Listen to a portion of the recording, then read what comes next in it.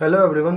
मैंने अपने पिछले वाले वीडियो में ये डिस्कस किया था कि क्या कोई भी लिक्विड केवल बॉइलिंग पॉइंट में ही गैस में कन्वर्ट होगा क्या। मैंने एक प्रश्न छोड़ा था अपने प्रीवियस वीडियो में। तो एक्चुअली ऐसा नहीं होता है कि कोई भी लिक्विड केवल अपने बॉइलिंग पॉइंट पे ही वो गैस में कन्वर्ट होगा। फॉर एग्जांपल वाटर जिसका बॉइलिंग पॉइंट 100 डिग्री सेल्सियस है, तो वो केवल 100 डिग्री सेल्सियस पे ही गैस में नहीं कन्वर्ट होता, मीन्स वेपर में नहीं कन्वर्ट होता। वो बिलो इसके बॉइलिंग पॉइंट यानी 100 डिग्री सेल्सियस से कम टेम्परेचर पे भी, किसी भी टेम्परेचर पे भी वो गैस में कन्वर्ट हो सकता है। और इसी फेनोमेनन को, लिक्विड के इसी फेनोमेनन को हम लोग एवापोरेशन कहते हैं। मीन्स लिक्विड का बिलो बॉइलिंग पॉइंट गैस में कन्वर्ट होना, वही evaporation.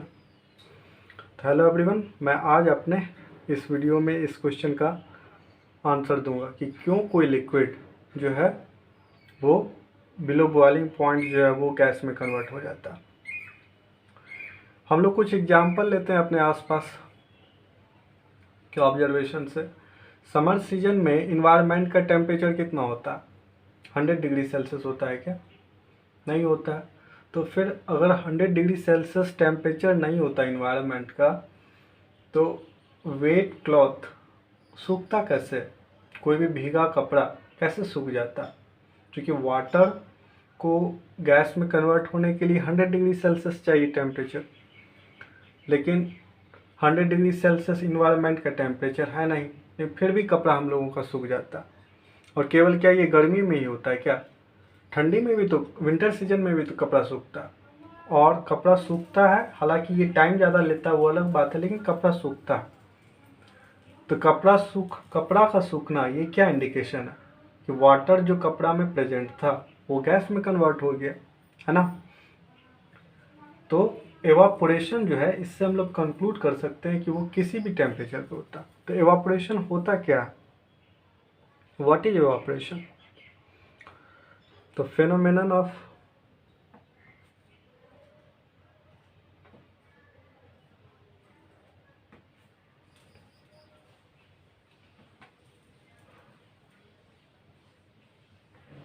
converting a liquid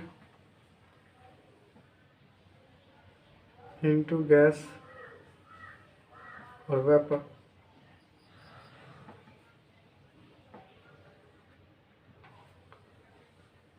below its boiling point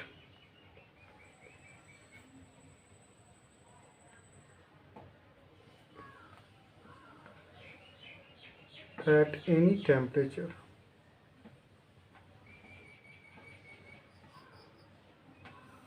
is called evaporation.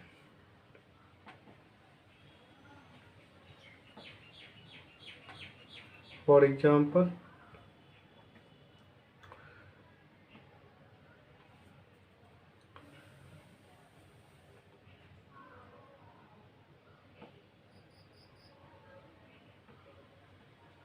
the phenomenon of drying wet clothes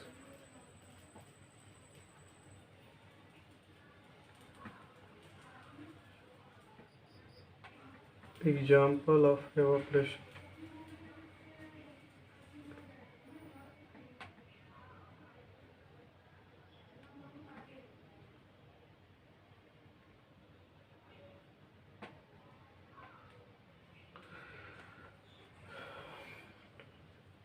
इसके अलावा जो है चाय का ठंडा होना, दूध का ठंडा होना, ये सब भी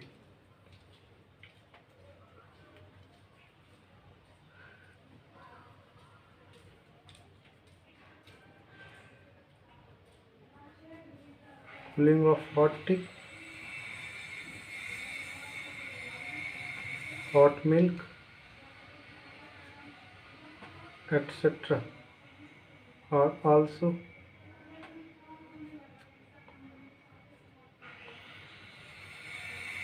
the examples of evaporation.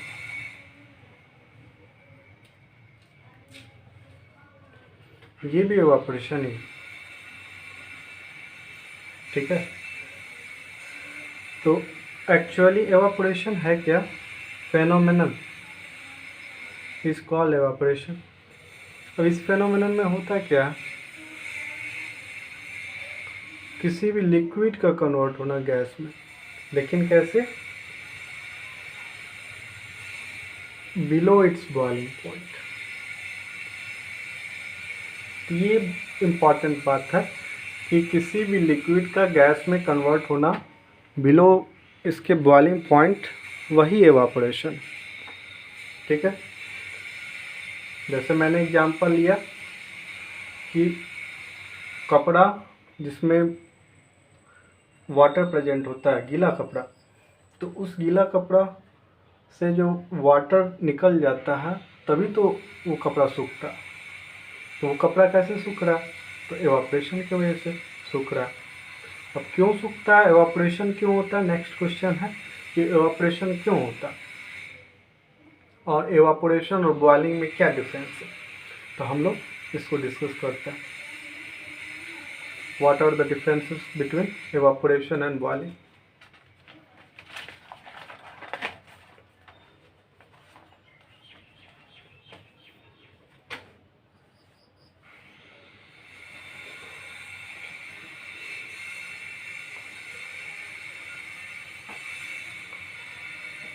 What are differences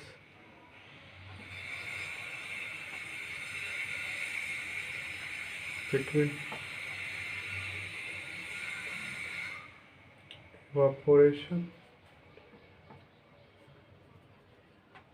boiling?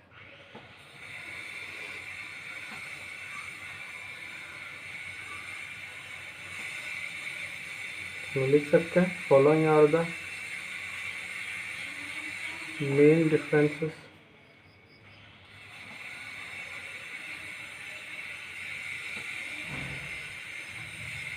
between evaporation and boiling। तो बॉइलिंग याद होगा, बॉइलिंग होता था क्या, लिक्विड का, किसी भी लिक्विड का गैस में कन्वर्ट होना, लेकिन किस टेम्परेचर पे? बॉइलिंग पॉइंट पे। ठीक है। लेकिन एवापोरेशन में ऐसा नहीं है, दोनों में सेम कॉमन थिंग्स क्या है, कोई भी लिक्विड गैस में ही कन्वर्ट होगा। ठीक है। लेकिन एवापोरेशन में बिलो बॉइलिंग पॉइंट किसी भी टेम्परेचर में हो जाता है, और बॉइलिंग में केवल बॉइलिंग पॉइंट पे ही लिक्विड जो है वो गैस में कन्वर्ट होता है। तो हम लोग लिख सकते हैं एवापोरेशन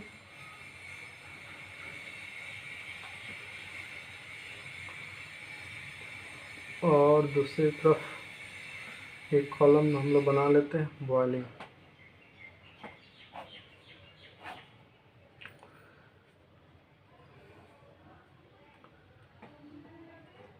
evaporation takes place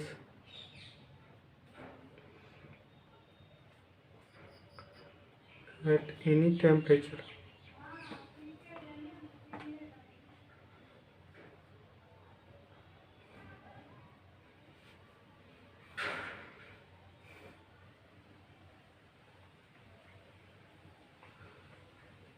इसमें क्या लिख सकते हैं, boiling takes place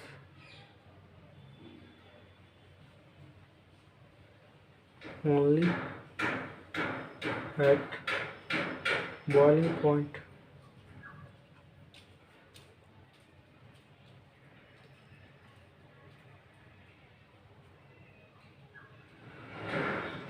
of the liquid।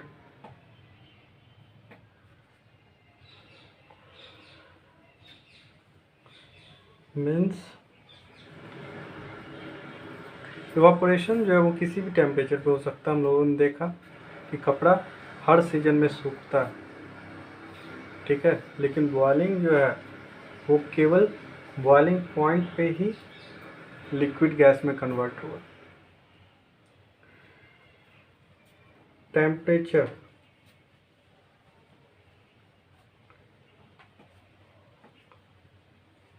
Of liquid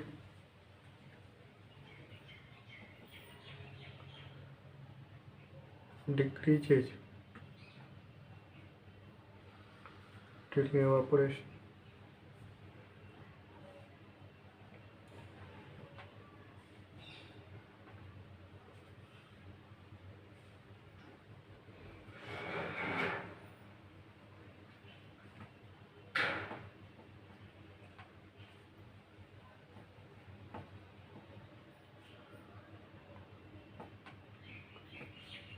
Temperature of liquid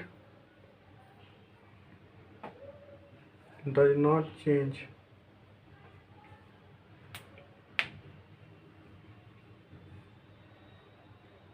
in boiling point, in boiling. तो ये याद होगा कि मैंने डिस्कस किया था कि स्टेट कन्वर्जन के ड्यूरिंग जो है किसी भी सब्सटेंस का टेम्परेचर जो है वो फिक्स्ड हो जाता।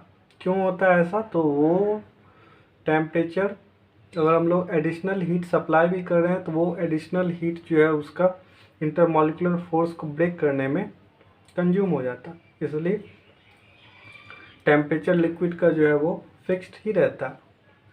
लेकिन एवापोरेशन में लिक्विड का टेम्परेचर जो है वो डिक्रीज हो जाता। इसी वजह से है ना कि कोई भी चाय को, गर्म चाय है, उसको अगर ठंडा होने के लिए छोड़ा जाए तो उसमें कुछ लिक्विड जो है, कुछ चाय का जो है वो चाय का क्वांटिटी वो गैस में कन्वर्ट हो जाता। तभी शुरुआत में जिसमें गर्म चाय हम लोग कप में पोड़ते हैं, डालते हैं, तो देखते हैं कि उस समय क्वांटिटी ज़्यादा रहता है चाय का। फिर वही ठंडा होने के लिए छोड़ दिया जाए तो फिर चाय का क्वांटिटी कम हो जाता। ऐसा क्यों होता?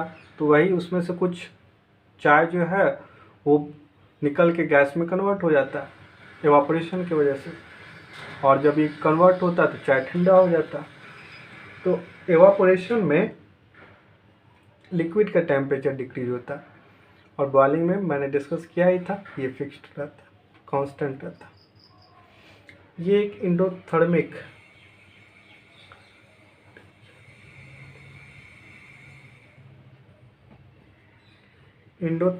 Process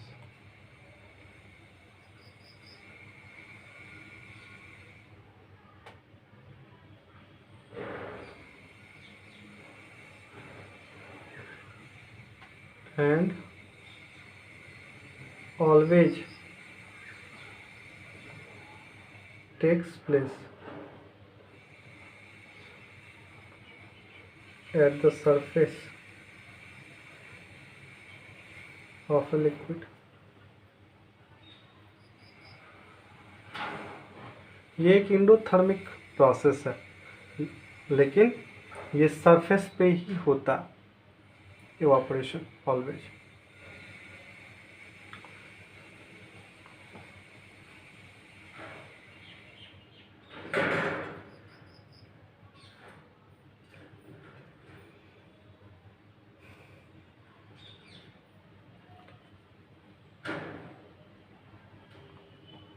Boiling is a bulk phenomenon.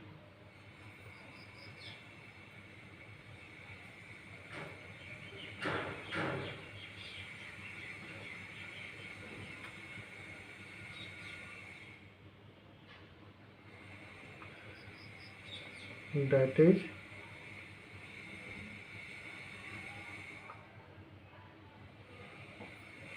vaporization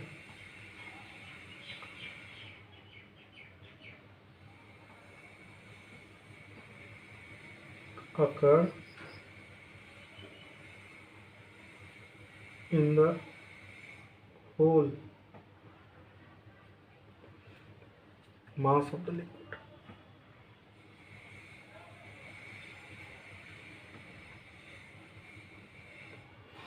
boiling जो है ये बल्क फिनोमिनन। बल्क फिनोमिनन का मतलब है क्या है कि लिक्विड का कोई भी पार्ट, उससे जो है वो लिक्विड का कोई पार्ट जो है वो गैस में कन्वर्ट होता है। मीन्स चाहे वो लिक्विड का सरफेस वाला पार्ट हो या बॉटम वाला पार्ट हो या मिडिल पार्ट हो, लिक्विड का हर एक पार्ट से बॉइलिंग में जो है वो गैस में कन्वर्ट होता है। लेकिन एवापोरेशन में ऐसा नहीं, ये केवल सरफेस पे ही जो है होता है।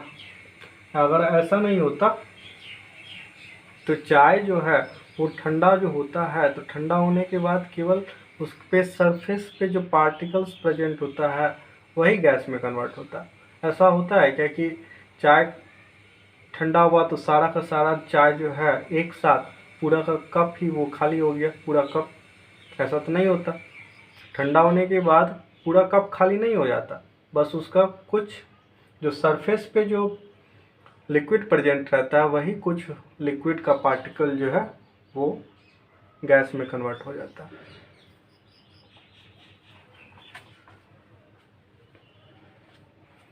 नेक्स्ट है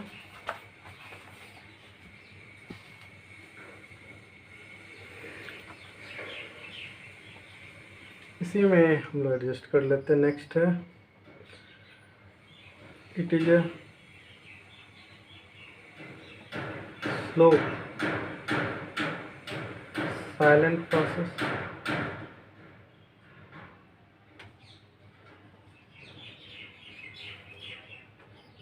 it is the rapid and violent process.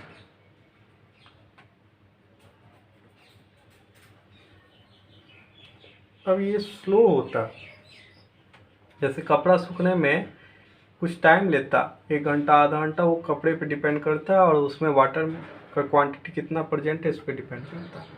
Evaporation में तो एवापोरेशन जो वो स्लो प्रोसेस है और ये धीरे धीरे होता है, बहुत धीरे होता है। लेकिन बॉइलिंग जो होता है वो रैपिड, ये तेज़ी से होता है। हम लोग गैस पे अगर वाटर को गर्म कर रहे हैं, बॉईल कर रहे हैं और उसको बॉईल करने के लिए छोड़ देते हैं, तो 5 से 10 मिनट में वो पूरा का पूरा वाटर जो है वो गैस में कन्वर्ट हो जाएगा। 10 मिनट 15 मिनट मीन्स क्या कि ये ज़्यादा समय नहीं लेगा। अब ये कितना टाइम लेगा तो ये भी डिपेंड करेगा कि कितना हम लोग हीट एनर्जी प्रोवाइड कर रहे हैं और कितना वाटर का क्वांटिटी उस पर। तो ये डिफरेंसेस है, मेन डिफरेंसेस एवापोरेशन और बॉइलिंग। नेक्स्ट है कि एवापोरेशन क्यों होता। तो एक्चुअली एवापोरेशन होने का काउज है कि एवापोरेशन में जो सरफेस पे जो पार्टिकल होता है उसका एनर्जी ज़्यादा होता है। मीन्स क्या है कि लिक्विड में सारे पार्टिकल्स का एनर्जी एक समान नहीं होता, ठीक है। और मैंने अभी ये डिस्कस किया कि एवापोरेशन जो है वो एक सरफेस फेनोमेनन है। मीन्स सरफेस पे जो पार्टिकल्स प्रेजेंट है वही केवल गैस में कन्वर्ट होता है। तो वो ही क्यों केवल गैस में कन्वर्ट होता है, तो एक्चुअली सरफेस का जो पार्टिकल है वो एयर के भी कांटेक्ट में रहता है। तो एयर का कॉलिजन जो है वो सरफेस के पार्टिकल पे होता है। एयर का कॉलिजन क्या इनसाइड वाले पार्टिकल में पॉसिबल है क्या? मान लेते हैं चाय जो है वो कप में रखा हुआ, तो कप का जो सरफेस पे जो पार्टिकल है उसी से ना वाटर का एयर का जो है वो पार्टिकल वो कोलाइड करेगा, कि इनसाइड वाले पार्टिकल से भी वो कोलाइड कर सकता है। इनसाइड वाले से तो कोलाइड करेगा नहीं, उसके कांटेक्ट में वो है ही नहीं। तो एक्चुअली एयर का कॉलिजन वो सरफेस के पार्टिकल पे होता है और साथ ही साथ लिक्विड का इंटरनल पार्टिकल्स जो सरफेस पे नहीं है उसका भी कॉलिजन होता है। तो दोनों कॉलिजन की वजह से जो है सरफेस का पार्टिकल को इतना एनर्जी मिल जाता है कि उसका काइनेटिक एनर्जी इतना ज़्यादा हो जाता है कि वो फाइनली लिक्विड से एस्केप कर जाता है। और लिक्विड से एस्केप कर जाता है तो एवरेज काइनेटिक एनर्जी जो है वो मॉलिक्यूल्स का कम जाता है, जिसकी वजह से लिक्विड भी जो है इस प्रोसेस में ठंडा हो जाता है ना। इसी वजह से चाय ठंडी हो जाती है, उसको छोड़ देते हैं तो हॉट मिल्क है वो भी ठंडा हो जाता है। क्यों? तो उसमें भी यही रीज़न है कि वहाँ का पार्टिकल, सरफेस का पार्टिकल गैस में कन्वर्ट हुआ और वो गैस में कन्वर्ट होने के बाद ठंडा हो जाता है। तो ये रीज़न है। अब नेक्स्ट है factors which affect rate of evaporation. Topic है factors affecting evaporation.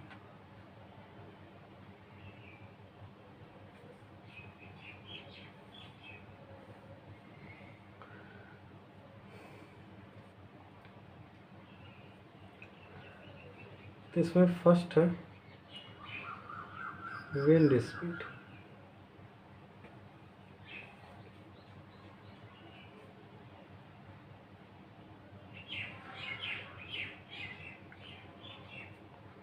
If speed of wind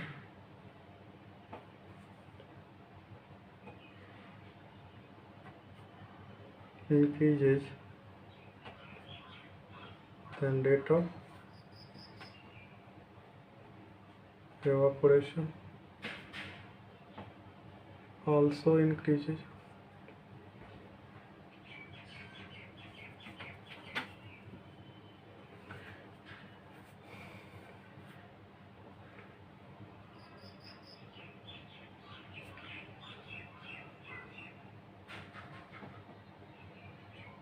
Due to this reason,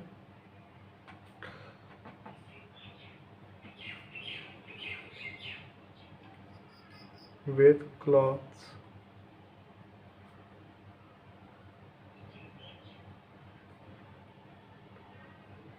getting faster dry,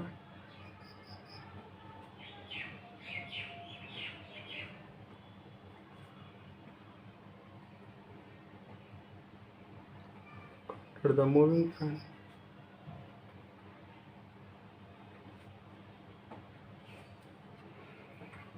अब है कि विंड स्पीड जैसे ही मैंने कहा, क्योंकि अगर कॉलिजन एयर का बढ़ गया सरफेस के पार्टिकल से, लिक्विड के सरफेस के पार्टिकल से एयर का कॉलिजन अगर बढ़ गया तो उसका एवापोरेशन का भी रेट बढ़ जाएगा, क्योंकि उसको एनर्जी ज़्यादा अमाउंट में मिलेगा।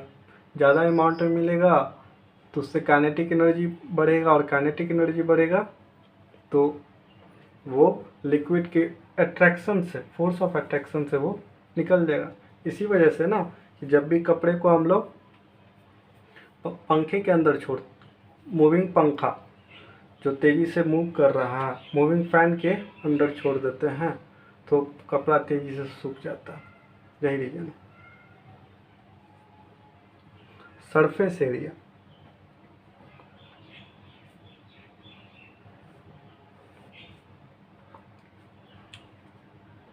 इफ सरफेस, ये एग्जाम्पल हुआ एक तरह से। Surface area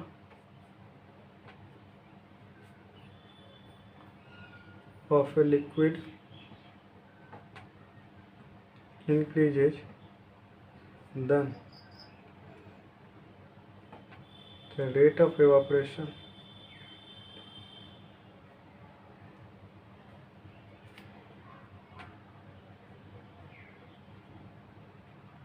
also increases.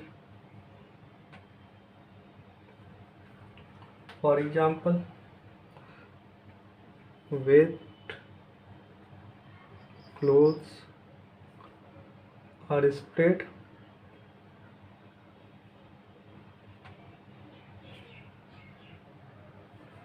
for drying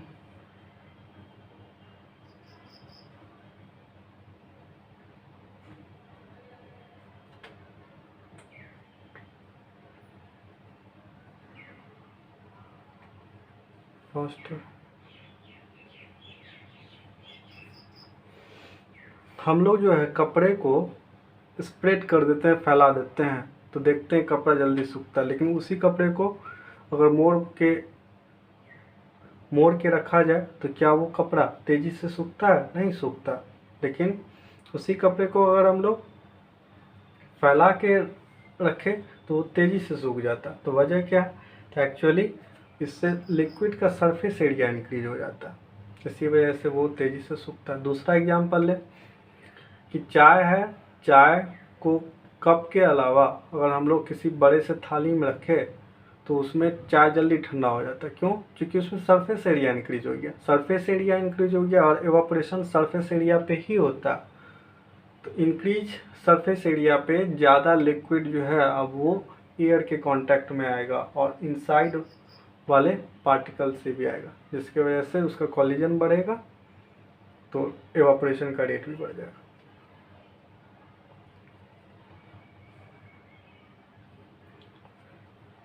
temperature, ये भी important.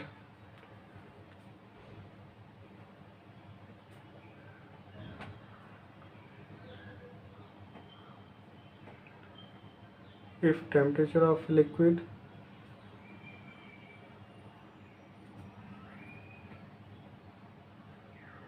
increases,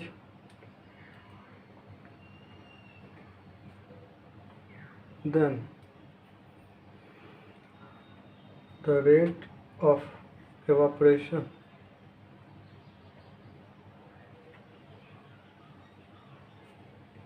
of that liquid also increases।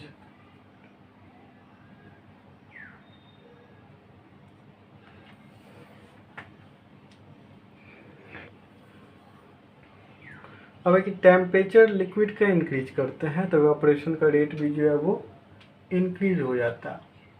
इसी वजह से कपड़ा जो है वो समर सीजन में जल्दी सूखता है in comparison to winter season.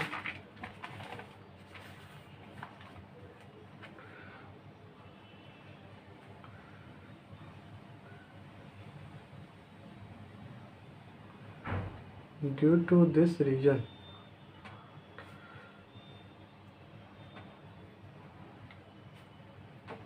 wet clothes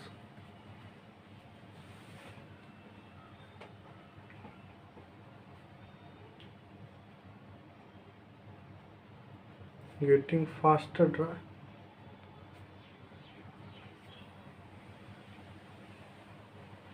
in summer season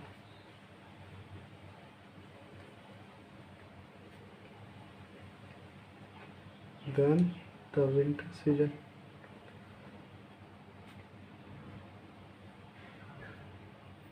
अब यही वजह है ना कि कपड़ा जो है वो तेज़ी से सूखता है समर सीजन में in comparison to winter season. Winter season में कपड़े को सूखने में ज़्यादा समय ले लेता है क्योंकि उस इन्वायरमेंट का टेम्परेचर कम होता है, लेकिन समर सीजन में इन्वायरमेंट का टेम्परेचर ज़्यादा होता है तो कपड़ा तेज़ी से सूख जाता है। नेक्स्ट है nature of liquid.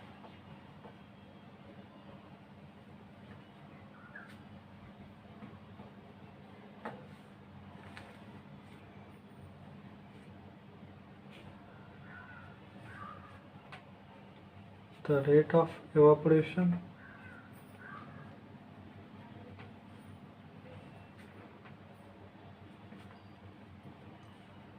also depends on the nature of liquid।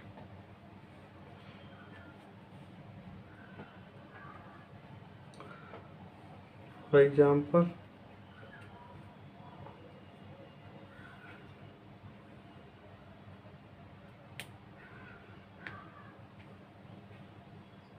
alcohol, petrol,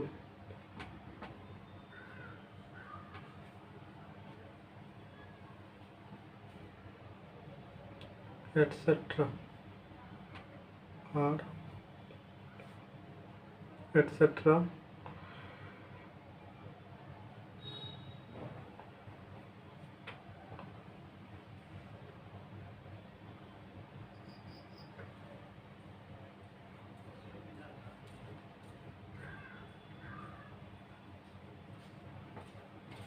faster evaporates